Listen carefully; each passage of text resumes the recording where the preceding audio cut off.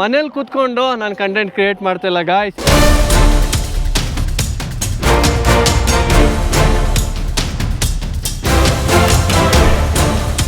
ಈ ರೂಟ್ ಇದೆಯಲ್ಲ, ಇದು ಆ ಕಡೆನೂ ಬೆಟ್ಟ ಈ ಕಡೆನೂ ಬೆಟ್ಟ. ಸಂಗಮಿಂದ ಆಲ್ರೆಡಿ 1 ಕಿಲೋಮೀಟ್ರ್ ಬಂದಿದ್ದೀವಿ.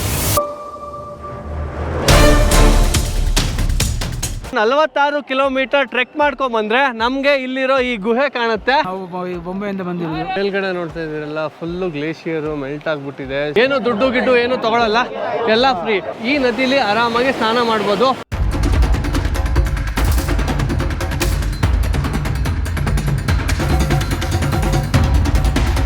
ಗುಹೆ ಪಕ್ಕದಲ್ಲಿ ಹಾವು ಈ ತರ ಎಡೆ ಇಟ್ಟಿರೋ ತರ ಈ ತರ ಇದೆ. ನೀವು ಹೋಗ್ಬೇಕು ಅಂದ್ರೆ ನೀವು ಏನು ತಗೊಂಡೋಗಂಗಿಲ್ಲ. ಟೋಟಲ್ ಇವತ್ತು 22 ಕಿಲೋಮೀಟರ್ ರೀಚ್ ಆಗಬೇಕು.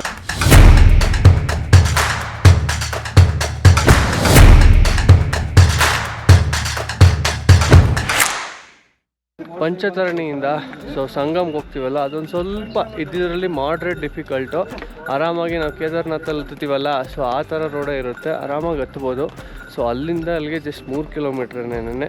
ಅರ್ಲಿ ಮಾರ್ನಿಂಗ್ ಬಿಟ್ಬಿಟ್ರೆ ನೀವು ಕರೆಕ್ಟಾಗಿ 1-2 ಅವರಲ್ಲಿ ರೀಚ್ ಆಗಿ ಹೋಗ್ತೀರಾ.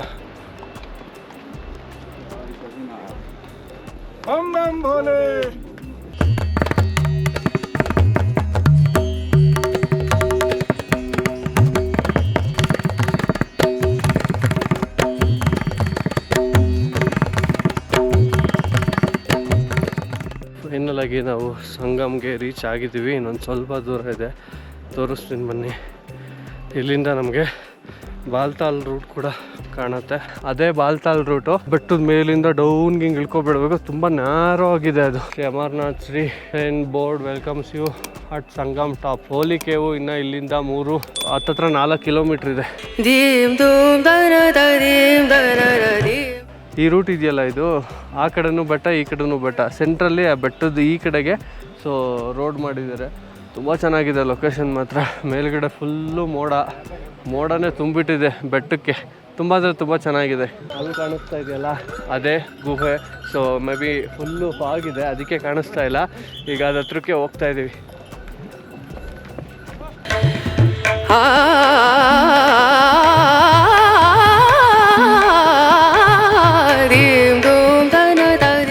ಸೊ ಈ ವ್ಯಾಲಿಲಿ ಗ್ಲೇಷಿಯರು ಫುಲ್ಲು ಮೆಲ್ಟ್ ಆಗೋಗಿದೆ. ಸೊ ಅಲ್ಲಲ್ಲಿ ಸ್ವಲ್ಪ ಫುಲ್ಲು ಗ್ಲೇಷಿಯರ್ ಕಾಣಿಸ್ತಾ ಇದೆ. ನೋಡ್ಬೋದು ನೀವು ಎಷ್ಟು ದೊಡ್ಡದಾಗಿದೆ ಅಂತ.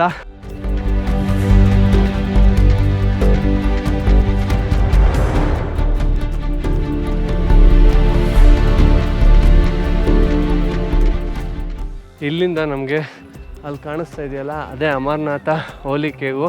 ಸೊ ಇನ್ನೂ 2 ಕಿಲೋಮೀಟ್ರ್ ಇದೆ. ಸಂಗಮಿಂದ ಆಲ್ರೆಡಿ 1 ಕಿಲೋಮೀಟ್ರ್ ಬಂದಿದ್ದೀವಿ. ಇನ್ನೊಂದು ಈ ಸ್ಟ್ರೆಚ್ ಇದೆಯಲ್ಲ, ಈ ಸ್ಟ್ರೆಚ್ ಹೋದರೆ ಆಲ್ಮೋಸ್ಟ್ ಅಲ್ಲಿಗೆ ರೀಚ್ ಆಗಿ ಹೋಗ್ತೀವಿ. ಸೊ ಇವಾಗ ಟೈಮು 6:10. ಸೊ ನಾವು ಪಂಚತರಣಿನ ಬಿಟ್ಟಿದ್ದು 4 ಗಂಟೆ ಬೆಳಗಿನ ಜಾವ. ಫುಲ್ ಕತ್ಲು, ಸ್ವಲ್ಪ ಆ ಕತ್ಲಲ್ಲೇ ನಡ್ಕೊಂಬಂದ್ವಿ. ಇವಾಗ ಆಲ್ಮೋಸ್ಟು 6 ಗಂಟೆ 10 ನಿಮಿಷ ನೋಡಿ, ಆಲ್ಮೋಸ್ಟ್ ರೀಚ್ ಆಗ್ತಾ ಇದ್ದೀವಿ.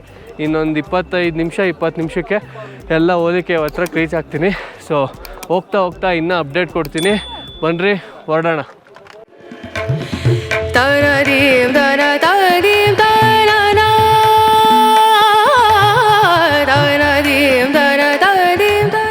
ಇಲ್ಲಿ ಪ್ರೆಸೆಂಟು ವೆದರ್ ಹೆಂಗಿದೆ ಅಂದರೆ ಫುಲ್ಲು ಕ್ಲೌಡ್ ಆಗಿದೆ. ಫುಲ್ ಬೆಟ್ಟಗಳನ್ನೆಲ್ಲ ಕ್ಲೌಡು ತುಂಬ್ಕೊಬಿಟ್ಟಿದೆ. ಸೊ ಏನು ಚಳಿ ಅನ್ನಿಸ್ತಾ ಇಲ್ಲಪ್ಪ, ನಾರ್ಮಲಾಗೇ ಇದೆ. ಆ ಥರ ಏನು ಚಳಿ ಅನ್ನಿಸ್ತಿಲ್ಲ. ನಡ್ಕೊಬರ್ತೀವಲ್ಲ, ಆ ಹೀಟ್ ವೇವ್ ನಮಗೂ ಹೊಡೆಯುತ್ತೆ. ಸೊ ಇದ್ದಿದ್ರಲ್ಲಿ ಇದು ಪ್ಲೆಸೆಂಟ್ ವೆದರ್ ಅಂತ ಅನಿಸುತ್ತೆ. ತೀರಾ ಏನು ಜಾಕೆಟ್ ಹಾಕೊಂಡೇ ಬರಬೇಕು ಅನ್ನೋ ಥರ ಏನೂ ಇಲ್ಲ ಈಗ ಸದ್ಯಕ್ಕೆ. ಏನು ಅನಿಸುತ್ತೆ ಅಮರ್ನಾಥಿಗೆ ಬಂದಿದ್ದೀವಿ? ಯಾತ್ರೆ ತುಂಬ ಖುಷಿ ಕೊಡ್ತದೆ ನಮಗೆ. ಕಠಿಣ ಯಾತ್ರೆ ಆಯಿತು, ಖುಷಿ ಕೊಡ್ತದೆ. ಫಸ್ಟ್ ಮಾಡಿಲ್ಲ, ಫಸ್ಟ್ ಮಾಡಿದ್ದು ಅಂತ ಹೇಳಿದ್ರೆ ಇಷ್ಟು ದೊಡ್ಡ ಯಾತ್ರೆ ಯಾವಾಗ ಮಾಡಿಲ್ಲ. ಎಲ್ಲಿಂದ ಬಂದಿರೋದು ನೀವು? ನಾವು ಬೊಂಬೆಯಿಂದ ಬಂದಿರೋದು. ಸ್ವಂತವರು ಉಡುಪಿ. ಕುದುರೆಗಳಲ್ಲಿ ನೀವೇನಾದರೂ ಬಂದರೆ ಈ ಸಂಗಮ್ ಟಾಪಿಂದ ಮುಂದೆ ಬಂದೆ, ಇಲ್ಲೇ ಸ್ಟಾಪು. ನನ್ನಿಂದ ಏನು ನೋಡ್ತಾ ಇದ್ದೀರಲ್ಲ, ಇಲ್ಲೇನೇ ಫೈನಲ್ ಆಗಿ. ಇಲ್ಲಿಂದ 2 ಕಿಲೋಮೀಟ್ರು ಯಾರೇ ಆಗಲಿ ನಡ್ಕೊಂಡು ಹೋಗಲೇಬೇಕು. ಸೊ ನೋಡಿ, ಎಲ್ಲ ಕುದುರೆಗಳ್ನೆಲ್ಲ ಇಲ್ಲೇ ಇಳಿಸ್ತಾ ಇದ್ದಾರೆ. ಅಮರ್ನಾಥ ಗುಹೆ ಹತ್ರ ನೀವೇನಾದರೂ ಸ್ನಾನ ಮಾಡ್ತೀರಾ ಅಂತಂದರೆ ಇಲ್ಲಿ ನದಿ ಹರಿತಾ ಇದೆ, ನೋಡ್ಬೋದು. ಅಲ್ಲಿ ಎಷ್ಟೊಂದು ಜನ ಸ್ನಾನ ಮಾಡ್ತಾ ಇದ್ದಾರೆ. ಈ ಚಳಿಗೆ ಅದು ತಣ್ಣು ಕೊರಿತಿರೋ ನೀರಿಗೆ ನೀವು ಮಾಡ್ತೀನಿ ಅಂದರೆ ಮಾಡ್ಬೋದು. ಮೇಲ್ಗಡೆ ನೋಡ್ತಾ ಇದ್ದೀರಲ್ಲ, ಫುಲ್ಲು ಗ್ಲೇಷಿಯರು ಮೆಲ್ಟ್ ಆಗಿಬಿಟ್ಟಿದೆ. ಸೊ ಇದು ಈಗಲೇ ಹಿಂಗೈತೆ ಅಂದರೆ ಇನ್ನು ವಿಂಟರಲ್ಲಿ ಹೆಂಗಿರೋಣ ನೋಡಿ.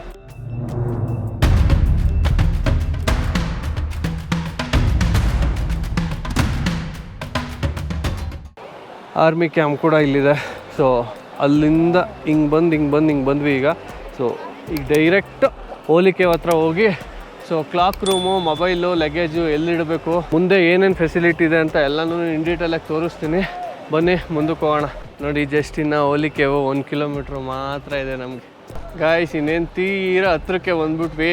ಇಲ್ಲಿಂದ ಒಂದು ಝೂಮ್ ಹಾಕಿ ತೋರಿಸ್ತೀನಿ ನೋಡಿ ಹೋಲಿ ಕೇವ್ ಯಾವ ಥರ ಇದೆ ಅಂತ.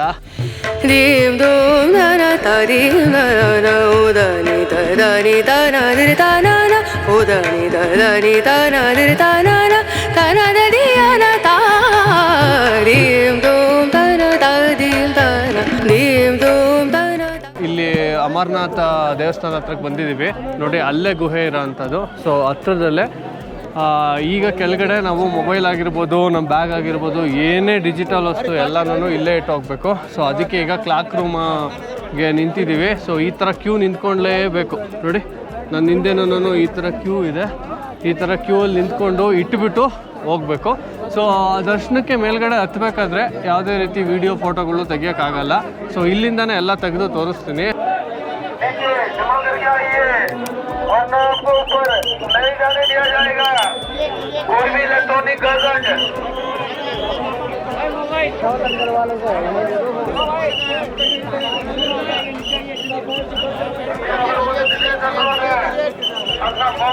ಗೈಸ್ ಈ ಅಮರನಾಥ ದೇವಸ್ಥಾನ ಭಾರತದ ಜಮ್ಮು ಮತ್ತು ಕಾಶ್ಮೀರದ ಅನಂತನಾಗ್ ಜಿಲ್ಲೆಯ ಪಹಲ್ಗಾಮ್ ಹತ್ರ ಬರುತ್ತೆ. ಪಹಲ್ಗಾಮ್ ಇಂದ ಸುಮಾರು 46 ಕಿಲೋಮೀಟರ್ ಟ್ರೆಕ್ ಮಾಡ್ಕೊಂಡ್ ಬಂದ್ರೆ ನಮ್ಗೆ ಇಲ್ಲಿರೋ ಈ ಗುಹೆ ಕಾಣುತ್ತೆ. ನಿಜವಾಗ್ಲೂ ಹೇಳ್ತೀನಿ, ಅಮರನಾಥ ಯಾತ್ರೆಯ ದರ್ಶನ ಇವಾಗ ತಾನೇ ಮಾಡ್ಕೊಂಡು ಬಂದೆ. ಸೊ ನೋಡ್ತಾ ಇದ್ದೀರಲ್ಲ, ನನ್ನ ಆಪೋಸಿಟ್ಗೆ ಕಾಣಿಸ್ತಾ ಇರೋಂಥದ್ದೇ ಅಮರನಾಥ ಗುಹೆ, ಅಲ್ಲಿ ಕಾಣಿಸ್ತಾ ಇರೋಂಥದ್ದು.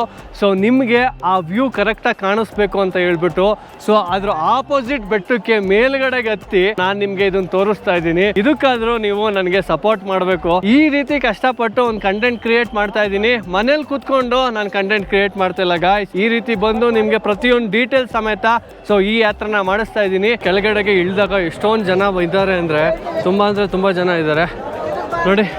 ನಾವು ಬೆಳಗ್ಗೆ ಬಂದಾಗ ಇಷ್ಟು ಜನ ಇರಲಿಲ್ಲ. ಈಗಂತೂ ತುಂಬ ಜನ ಆಗೋಗಿದ್ದಾರೆ. ಇಲ್ಲಿ ನಾವು ಆರಾಮಾಗಿ ಶೂನ ಇಡ್ಬೋದು, ಏನು ಪ್ರಾಬ್ಲಮ್ ಆಗಲ್ಲ. ಒಬ್ಬರಾದ್ರೂ ಇಡ್ಬೋದು ಅಥವಾ ಗ್ರೂಪಲ್ಲಾದರೂ ಇಡ್ಬೋದು.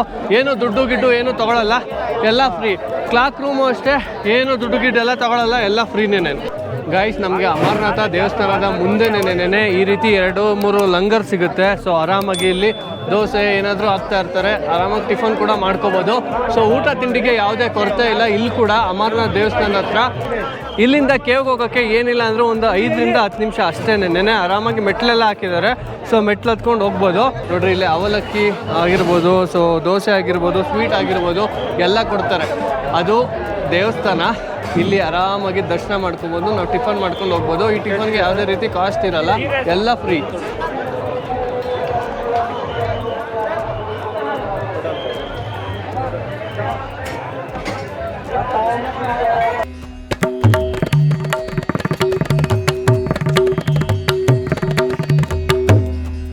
ಈಗ ನೀವೇನಾದರೂ ಅಮರನಾಥ್ ಕೇವ್ ಹತ್ರನೇ ಸ್ನಾನ ಮಾಡಬೇಕು, ಸ್ನಾನ ಮಾಡಿಕೊಂಡು ದೇವ್ರ ದರ್ಶನ ಮಾಡಬೇಕು ಅಂತ ಅಂದರೆ ನಿಮಗೆ ಇಲ್ಲಿ 2-3 ಥರ ಆಪ್ಷನ್ ಇದೆ. ಒಂದು ಆಪ್ಷನ್ ಏನು ಅಂತ ಅಂದರೆ ನೋಡಿ, ಈ ಥರ ಬಿಸಿ ನೀರು ಕಾಯಿಸ್ಬಿಟ್ಟು ಕೊಡ್ತಾರೆ. ಸೊ ಒಂದು ಬಕೆಟ್ಗೆ 100 ರೂಪಾಯಿ ತೊಗೊಳ್ತಾರೆ. ಅದು ಇಷ್ಟೇ ಬಕೆಟ್ ಇರುತ್ತೆ ನೋಡಿ. ಇಷ್ಟೇ ಬಕೆಟ್ ಇದೆಯಲ್ಲ, ಈ ಬಕೆಟಲ್ಲಿ ಕೊಡ್ತಾರೆ. ಇಲ್ಲ ಅಂತ ಅಂದರೆ ಇಲ್ಲಿ ನದಿ ಏನು ನೀರು ಹರಿತಾ ಇದೆಯಲ್ಲ, ಈ ನದಿ, ಸೊ ಈ ನದಿಲಿ ಆರಾಮಾಗಿ ಸ್ನಾನ ಮಾಡ್ಬೋದು. ಫುಲ್ ತಣ್ಣು ಕೊರಿತಾ ಇರುತ್ತೆ. ಆದರೂ ಎಷ್ಟೊಂದು ಜನ ಸ್ನಾನ ಮಾಡ್ತಾವ್ರೆ. ಲೇಡೀಸ್ಗೆ ಬಟ್ಟೆ ಬದಲಾಯಿಸ್ಕೊಳ್ಳೋಕ್ಕೂ ಕೆಲವು ರೂಮ್ಸ್ ಥರ ಮಾಡಿದ್ದಾರೆ, ಏನೂ ತೊಂದರೆ ಆಗಲ್ಲ. ಇಲ್ಲಿ ಸುಮಾರು ವಾಶ್ರೂಮ್ಸ್ ಇದಾವೆ. ನೀವು ಆರಾಮಾಗಿ ಇಲ್ಲಿ ವಾಶ್ರೂಮ್ಸ್ ಕೂಡ ಯೂಸ್ ಮಾಡ್ಬೋದು. ಗಾಯ್ಸ್ ಇವಾಗ 8:45 ನಿಮಗೆ ಕಾಣಿಸ್ತಾ ಇದೆಯೋ ಗೊತ್ತಿಲ್ಲ ನೋಡಿ, 8:45. ಸೊ ಈಗ ಆಲ್ರೆಡಿ ನಾವು ದರ್ಶನ ಮುಗಿಸ್ಕೊಂಡು ಕೆಳಗಡೆಗೆ ರೀಚ್ ಆಗಿದ್ದೀವಿ. ಸೊ ನೋಡ್ಬೋದು ಅಲ್ಲಿರೋ ಅಂಥದ್ದು ಗುಹೆ. ಯಾರಾದರೂ ವಯಸ್ಸಾಗಿರೋರು ಇಲ್ಲಿಂದನೂ ಆಗಲ್ಲ ನಮಗೆ ಹೋಲಿ ಕೇವ್ ಮೇಲ್ಗಡೆಗೆ ಹೋಗಬೇಕು ಅಂತಂದ್ರೂ ಈ ಥರ ಡೋಲಿಲಿ ಕರ್ಕೊಂಡು ಹೋಗ್ತಾರೆ ನೋಡಿ, ಆ ಥರ ಡೋಲಿಲಿ. ಸೊ ಆಲ್ಮೋಸ್ಟ್ ಇಲ್ಲಿ ಕೆಳಗಡೆಗೆ ಬಂದರೂ ನಾವು ಗುಹೆ ಮೇಲ್ಗಡೆಗೆ ಹೋಗ್ಬೇಕು ಅಂದರೆ ಮಿನಿಮಮ್ 1.5 ಕಿಲೋಮೀಟ್ರ್ ಮೇಲೆ ಹೋಗಬೇಕು. ಜಾಸ್ತಿ ಜನಕ್ಕೆ ಸ್ವಲ್ಪ ಸುಸ್ತಾಗಿರ್ತಾರಲ್ಲ ವಯಸ್ಸಾಗಿರೋರು, ಅವ್ರಿಗೆಲ್ಲ ಆರಾಮಾಗಿ ಕರ್ಕೊಂಡು ಹೋಗ್ತಾರೆ ನೋಡಿ. ಈ ಥರ ಈ ರೀತಿ ಕರ್ಕೊಂಡು ಹೋಗ್ತಾರೆ.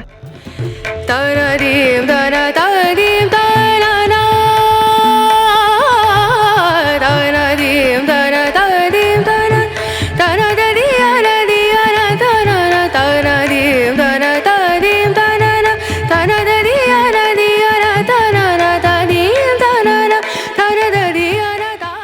ಸೊ ದರ್ಶನ ನೀಟಾಗಾಯಿತು, ಆರಾಮಾಗಿ ಏನು ಅಂತ ರಶ್ ಏನೂ ಇಲ್ಲ.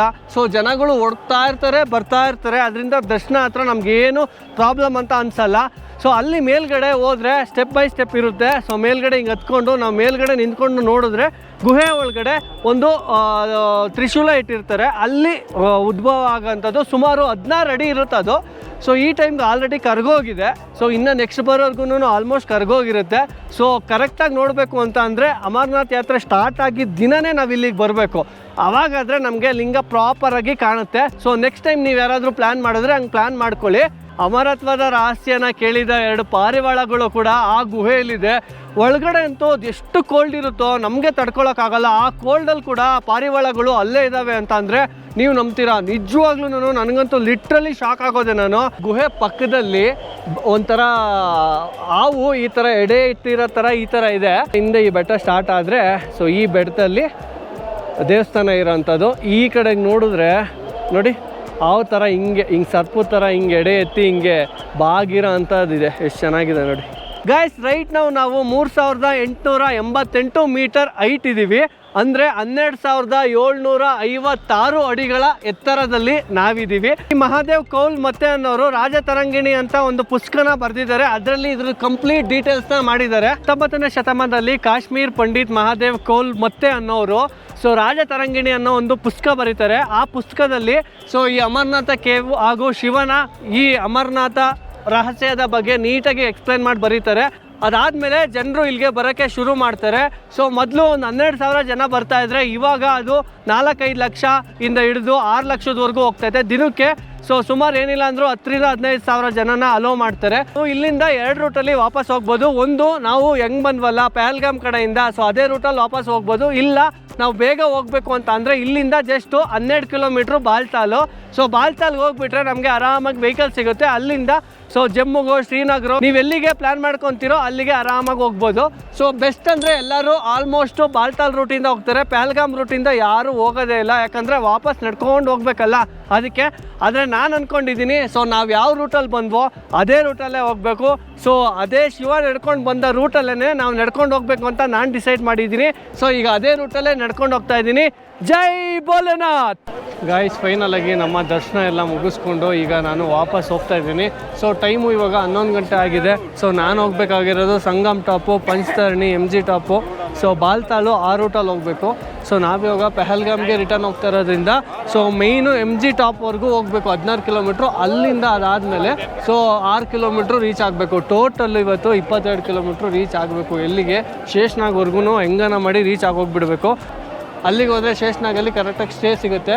ಸೊ ಆಮೇಲೆ ನೆಕ್ಸ್ಟ್ ಡೇಗೆ ನಾವು ಪಹಲ್ಗಾಮ್ ರೀಚ್ ಆಗೋಕ್ಕೆ ಈಸಿಯಾಗಿ ಆಗುತ್ತೆ. ಅದಕ್ಕೆ ಈಗ ಸೊ ಜೈ ಭೋಲೆನಾಥ್ ಇನ್ನೊಂದು ಸಲ ನೋಡ್ಕೊಬಿಡ್ರಿ ನಮ್ಮ ಭೋಲೆನಾಥನ ಗುಹೆಯನ್ನು ಮತ್ತು ದೇವಸ್ಥಾನನ.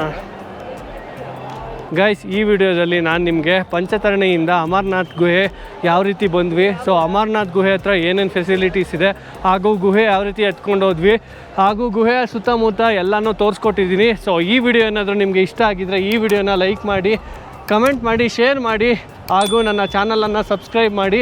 ಹೊಸದಾಗಿ ಯಾರೂ ಈ ಲೆವೆಲಲ್ಲಿ ಕನ್ನಡ ಅಮರನಾಥ ಯಾತ್ರೆ ಸೀರೀಸ್ನ ತೋರಿಸಿಲ್ಲ ಕನ್ನಡದಲ್ಲಿ, ನಾನು ನಿಮಗೆ ತೋರಿಸ್ತಾ ಇದ್ದೀನಿ. ಸೊ ದಯವಿಟ್ಟು ಸಪೋರ್ಟ್ ಮಾಡಿ. ಮುಂದಿನ ವೀಡಿಯೋದಲ್ಲಿ ನಾನು ಅಮರನಾಥ ಗುಹೆಯಿಂದ ಪಹಲ್ಗಾಮ್ಗೆ ಯಾವ ರೀತಿ ರೀಚ್ ಆದೆ ಅಂತ ತೋರಿಸ್ತೀನಿ. ಅಲ್ಲಿವರೆಗೂ stay tune. Love you all. Jai Shriram. ಸಿಗೋಣ.